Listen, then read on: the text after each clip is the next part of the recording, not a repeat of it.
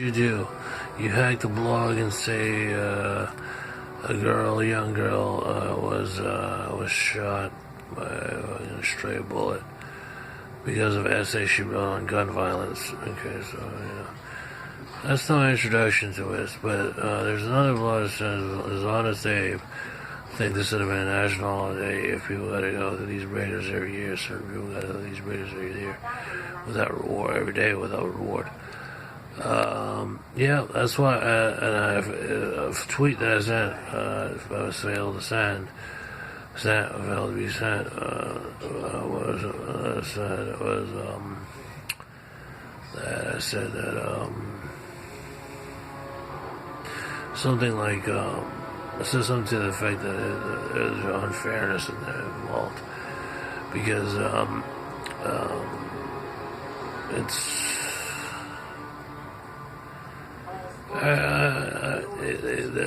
what I'm failing to remember, what I'm failing to remember is because it's so true to what I said, it got censored, because it was failed to send, but it basically had to do something with the unfairness of how people have to go to like the Raiders every day and declare it a national holiday and stuff like this and such and such.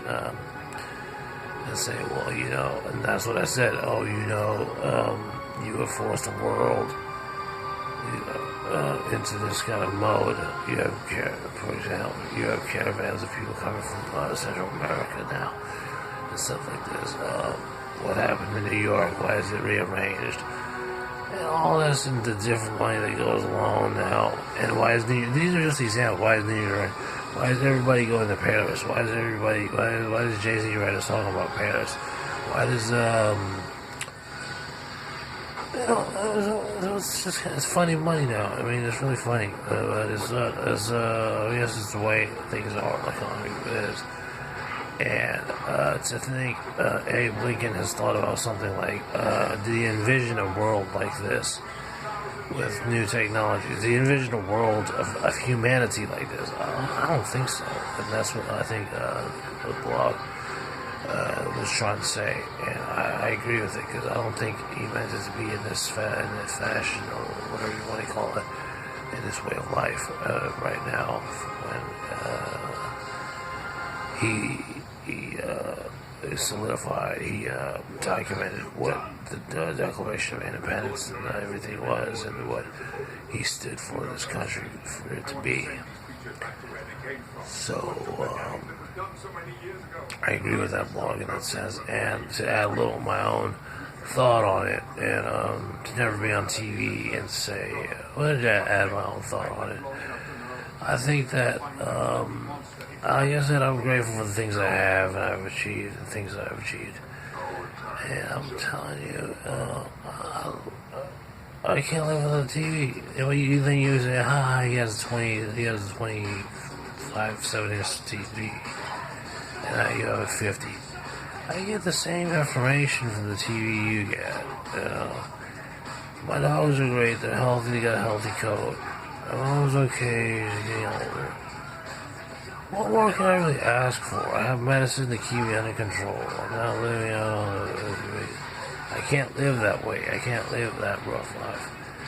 And stuff like that. So, I don't take things for granted. And I think Honest Abe there had that in mind for people to prosper. And but I think the humanity side of it, which is ironic because of the Civil War he was in, he was significant in, said a lot about the achievements of prosperity, but the cost of it in terms of humanity and people how people treat each other and stuff like that. I think that part he did not envision for it to be. So, that's really, I don't know the word for it. I don't want to say a word for it that doesn't describe it at best, or it may sound like plagiarism, but it's, I would have to say it's just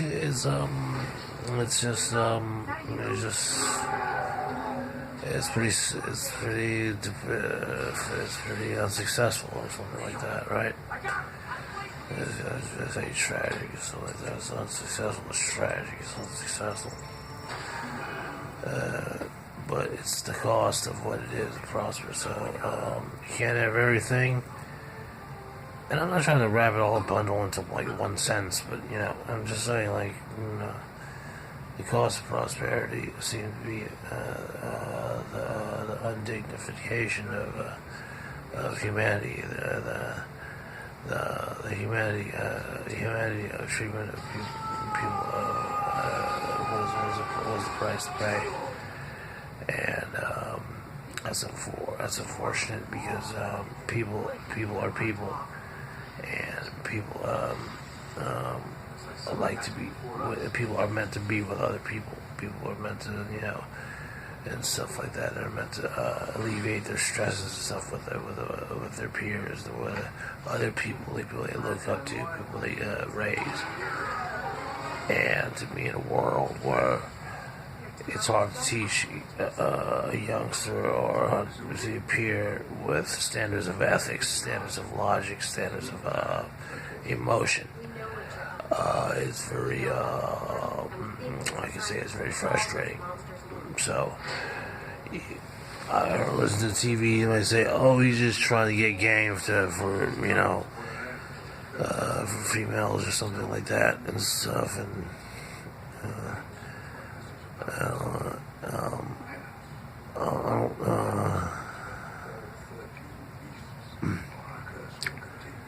I think that, I think physical, you try to typify it as like thing. What you say, physical needs or physical needs and stuff like that. I don't know what to say, you're talking that mess. So, are you doing it? You're just a pretty guy with raised eyebrows, right? That's typified as, you're hard, hard, thick skin, that's hard. Like, stuff like that. So, and those are just examples of like the treatment that you have to go through nowadays, and the sifting of how people see each other. It just doesn't have a lot of grace to it. You know what I mean? Yeah, that's important.